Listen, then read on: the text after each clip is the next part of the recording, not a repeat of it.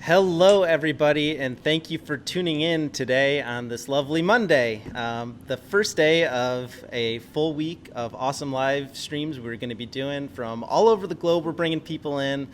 We have different people from Switcher Studio interviewing users and awesome people out there. So, right now, I have Angela actually with me, and she's going to introduce our first guest. Hey everyone, so it's Angela from Switcher Studio, and I am here today with a wonderful woman named Carrie Jo Gros. So, Carrie Jo is a woman who wears many hats with her company.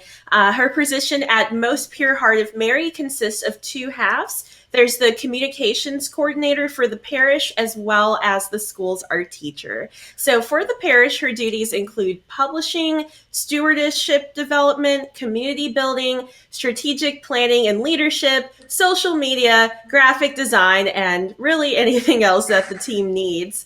And her degree in fine arts is what landed her a position in advertising after college. And as the digital marketing lead, it was an exciting time to explore the beginning of social media as a digital ad space. And her position ended up transitioning into community liaison, which introduced her into the field of communications. And that first position gave her the experience that she would need to later become the digital marketing coordinator for an advertising firm before eventually ending up at Most Pure Heart of Mary. So, Carrie Jo is a creative problem solver with a focus in community. Her fine arts background gives her the desire to create professional images for the parish community, and the Switcher Studio platform is allowing her to do just that. Carrie Jo, how are you this morning? I am wonderful. That's great to hear. I'm glad to have you here with us. We've been loving, seeing what you're doing with Most Pure Heart of Mary, with your streams, all the productions that you've got going on. So, if you can, tell us a little bit about your church and when and why you decided to start live streaming. Thank you. So, Most Pure Heart of Mary is a Catholic church in the heart of Topeka, Kansas, which is the capital of Kansas.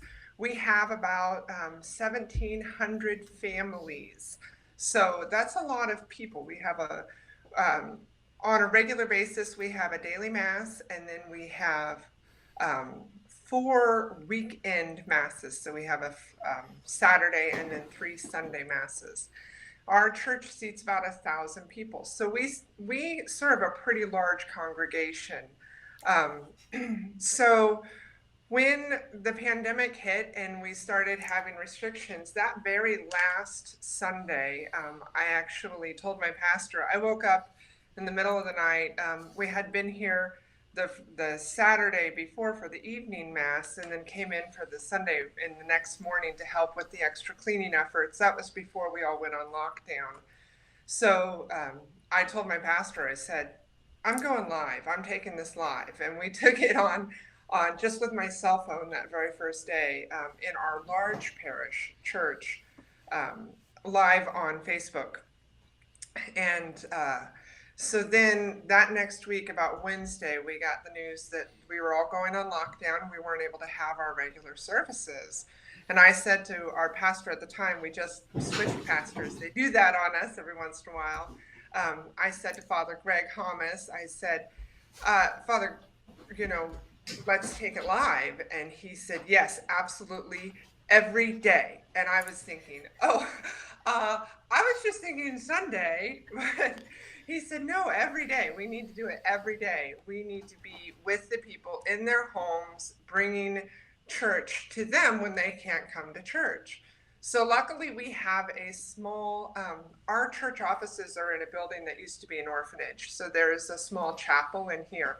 So we started by live streaming through the small chapel, which was really great because we could tap into the office Wi-Fi, and the chapel was so small, I didn't have to worry about getting strange angles and things.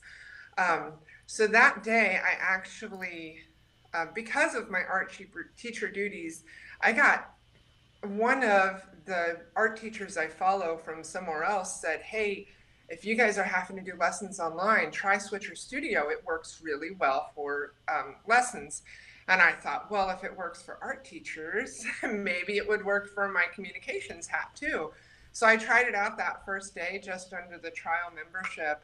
And I said, this is great. And so we signed up, and we started streaming Mass every single day with Switcher Studio, with my cell phone and two iPads. That we had just around the church offices. And I actually, in case we had any problems, I had anybody who had an iPhone log into Switcher Studio so I could grab a device if I needed to. Because the priest is up on the altar. He doesn't need his phone. So I could commandeer his phone if I needed it. Yeah, that's great, especially seeing how, you kind of just had almost that instinct, in the middle of the night that ended up leading to like mandatory, yes, we need to do this. And, again, it's great that there are so many devices that can use Switcher Studio that, like you said, you can just have this arsenal ready. So no matter what happens, you've got the devices you needed to be able to go live at any time. Yes. I'm going to interject myself here for a second, if you guys don't mind, and just to let all of our viewers out there know that if you have questions, I'll be monitoring the comments, and we'll be asking those at the end. We'll have a quick Q&A, so please let us know any questions you have in the comments. All right, back to you guys. Yeah, so kind of on that note of, having kind of equipment at your disposal, tell us what you would recommend to others that are going to be creating their own live streaming environment, especially if their church or location isn't initially ideal for live streaming. So what kind of equipment, what kind of internet services, audio, what has really helped you guys out that you think could help out other churches in this situation? Yeah, so about 90 days into the stream, we were able to get back into the big church. And, Catholic churches aren't necessarily known for their advances in technology. We're pretty, behind on a lot of those things. So when we got over to the big church, all of a sudden I had these issues. Like, we had to worry about lighting, and we had to worry about sound, and we had to worry about the internet, because we don't have internet connected into our main church building. So we actually had to get internet to the church building. We're actually still in the process of that. Right now we have a blue line leading from a window from another building into the window into the back of the church so we can have internet. We had to get an extender out into the church area so we could actually live stream. So there's things you have to worry about. First of all, you have to worry about the stream quality. So you need to have a secure internet connection. If you have Wi-Fi, you need to make sure that this is dedicated Wi-Fi for your live stream, because you pack that church, or you start getting people into the church and they start pulling on your stream. So you need to have a dedicated line for your live stream. You also need to make sure that you have good sound. We were able to pipe directly into the existing sound system into the church. We just had to have the tech guy switch out one of the outlets that was an input. He changed it into an output, so I could get my my switcher out there. I actually stand in one of the musicians area in the church, so I've got a front row seat, but I'm out of the way. So we had to make sure that we had appropriate, then you have to worry about your camera quality. So we have an iPhone sitting in the pew, but it's so close. I got a wide angle lens, because our parish, our altar is very wide. So I have a wide angle lens so I can get a wide shot. So when the priest walks from the presider's chair all the way to the ambo, which is very far away, I've got a picture of it. Or when we have multiple people, or when the priest decides to leave the ambo to give his homily and he wants to stand in the middle of the aisle, I can get a shot of that. So a wide angle that's going to catch everything. And then you need to get up close. So I have another camera that has a dedicated zoom lens on it. And I just did a little research on Amazon. I bought all of these things for very cheap. Nothing was more than $20, you know. So I got a zoom lens, and I can get right up there when the reader is at the ambo and he's giving the readings. And I feel the closer you can get, the better you are going to have. You know, it improves the stream, and then people feel like you're actually in their homes when you are giving that, when they're giving the sermon, when they're getting the readings. If the angle is too far away with the iPhones, the limitations is, yeah, you can see right here, this is one camera, this is my third camera, so this is the camera that I can get the speaker on the ambo, and then this is the one that's in the aisle, so I can get it really close and I can go really far away with that. Remember, with iPhones, there are limitations to the quality of the digital zoom. When you get up close, it does get degraded. So that's where the zoom lens helps. It'll improve your quality. Nobody ever guesses that I'm using an iPhone and iPads to do my stream. They always say, "Oh my gosh, I can't believe that." When I finally came to church and saw what you were doing, they were amazed. I got so many compliments. The parish community has been so appreciative of our efforts. It's been really humbling.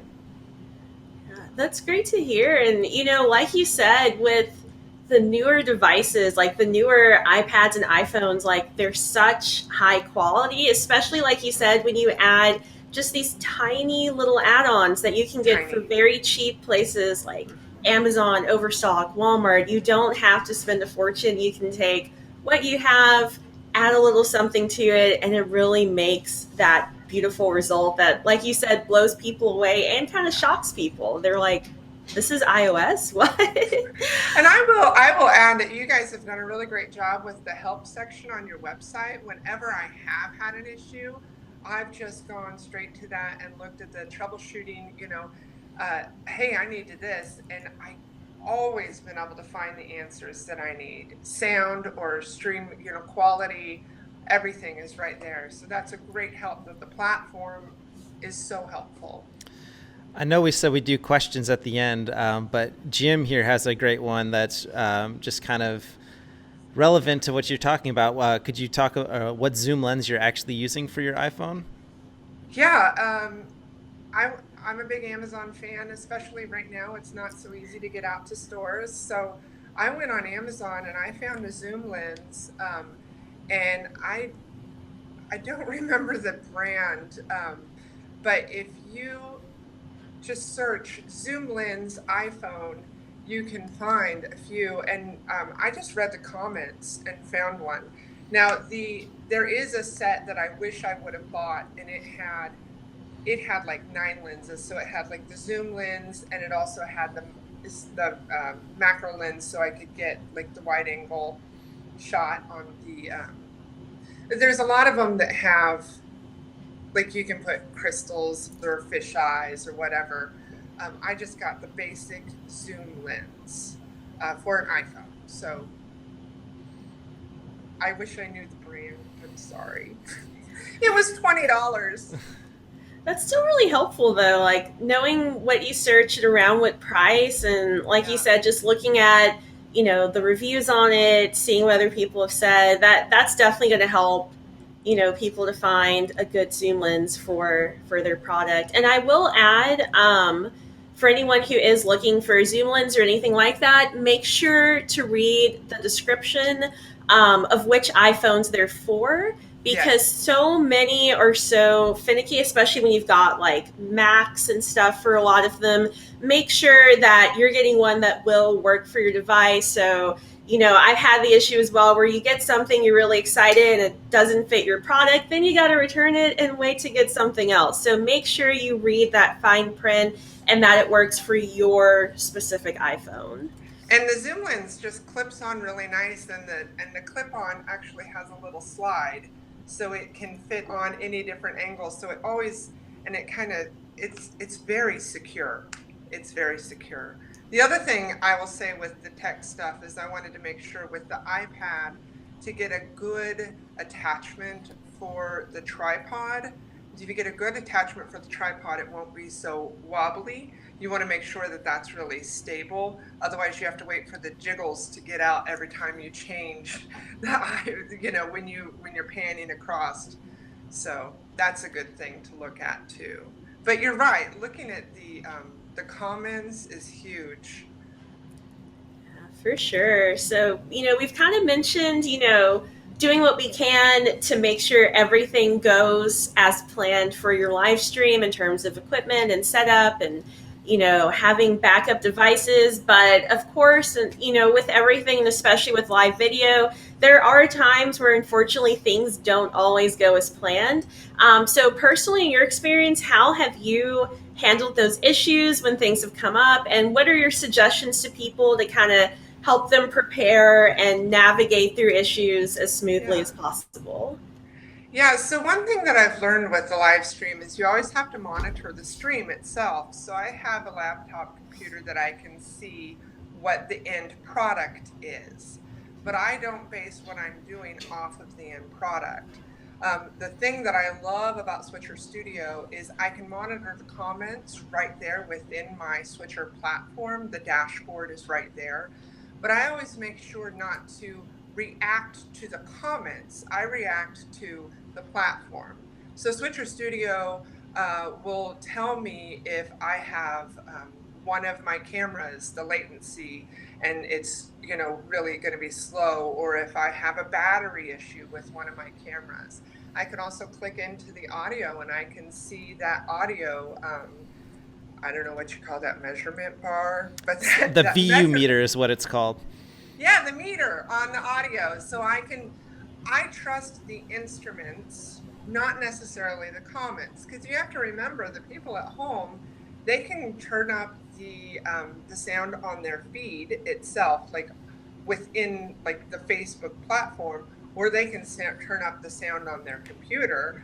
So they're going to maybe have their own issues. And if I'm reacting to that, first of all, there's a delay because it takes a minute for the stream to actually go out.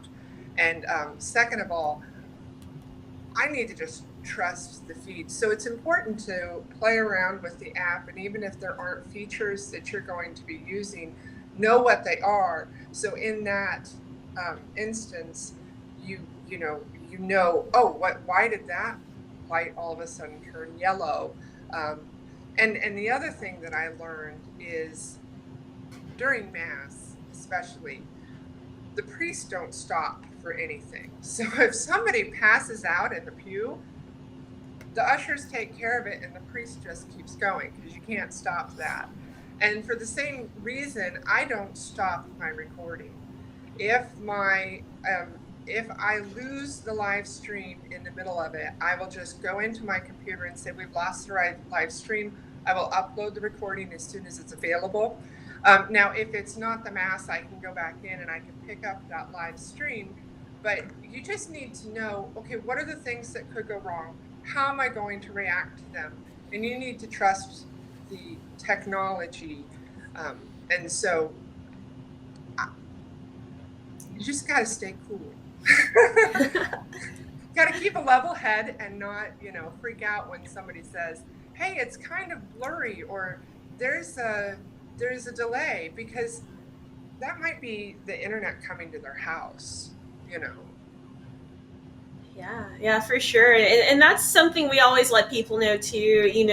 Live video is, a completely different animal than recorded video. Recorded video is so much more controlled, and live video, it's more casual. Stay calm, stay relaxed, and that's going to help you out. That's going to keep your head level, and you're going to be more, able to adjust to things as they come up. So I do have one final question for you, Carrie Jo. Yeah. I know that you use pre-recorded video, not only for your live streams, but also for other church communications. Mm-hmm. So can you talk a little bit about the types of pre-recorded video that you produce and how you use these with Switcher Studio? Yeah, so we have an email platform that we use to communicate with our membership. And what's really nice about that is it has a media player embedded in it, so I can send videos to people. And I do that quite often. If there's some instruction or some bit of information that I need to let the membership know, it's a lot easier to get the word out to my community through voice. They always want to watch a video from the pastor. They don't necessarily want to read an email from the communications coordinator. So I will have the pastor put together a quick video with me, and we've done a lot. We actually did a lot. We do like an Advent series. We did things for our stewardship campaign, messages that would go out to the community, and some of them are spiritual and some of them are just information that needs to be given. We got to the point where we were doing I was doing long form videos with the pastor, like 5 minutes, that we would put on Facebook to send out throughout the Christmas season.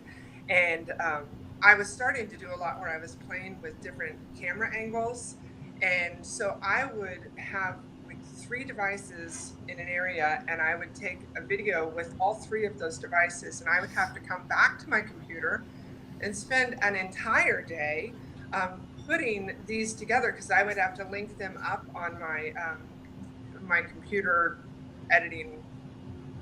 I was using iMovie, so linking those up, and now I can do that like on the fly with the Switcher app, and just I can have the multiple camera angles, and it's all seamless, and the transitions are smooth, and it's really really cool. So we do that, and like throughout the pandemic, we did a video about when you come back to Mass, wearing your mask, and the procedures for taking communion, and just anything that we need to get out to the community. Videos are a lot more engaging than read text. Yeah. Does that answer the question?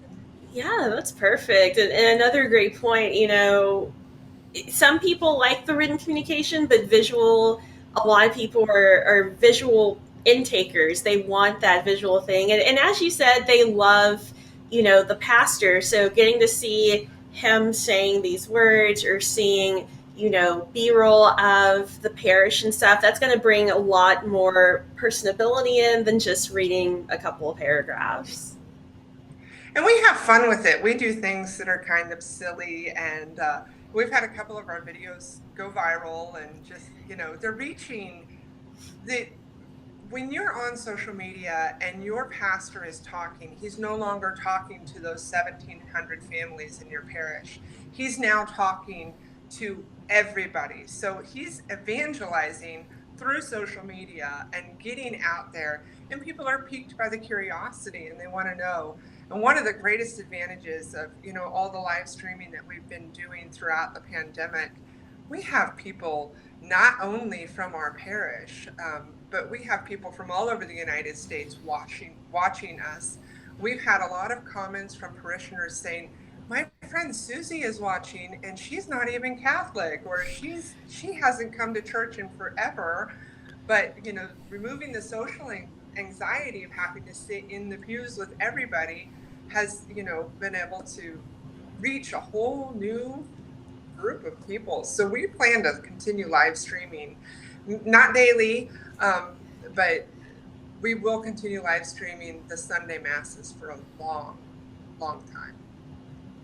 Yeah, that's definitely great to hear. Those are the questions I have. Dan, is there anything in the comments from the audience that we can ask Carrie Jo?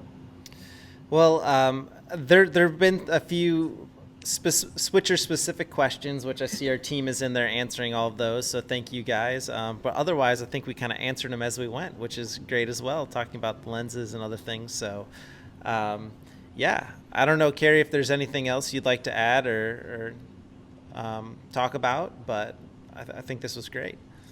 I've been in the digital space for a really long time, and I've used numerous platforms and done some website stuff and whatever. Really, this this app is like the easiest platform I have ever used. It is so easy to just get in there and play with, and I'm constantly discovering new and fun things that I can do with it. I go into my through my Adobe Creative Suite, I have access to Adobe Spark, and I know a lot of people in communications use Canvas or Canva. I forget if it's Canvas or Canva. I don't use it. Canva. I use Spark. Is it okay? So, but I go in and I make graphics, and I can do all sorts of amazing things with the overlays. Beyond what's already available for me within the studio. I mean, the platform itself has so many just easy plug and play things that you can do. It's really cool, and we've just had a lot of fun playing with it. And hey, what can we do? And it really gives a whole new space to the possibility of all the ideas that we have for reaching people. Well, I think that's everything for today. Carrie Jo, thank you so much for joining us. This was very fun. And for everyone out there watching, if you're watching now, thank you so much for tuning in. If you're watching it later, you can check out our Facebook page. We're doing live streams every single day this week, focusing on the worship and helping people do those things. So make sure to stay tuned for all of that as well. Thanks for having me. Thank you so thanks much for coming, joining Carrie us. Jo. Yeah, it was fun.